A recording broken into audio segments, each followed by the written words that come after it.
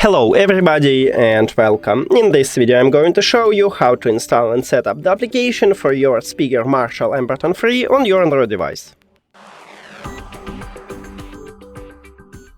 You have to start by opening the Play Store and then go to the search. Click at the search line and write Marshall. Now search, and you should install this application.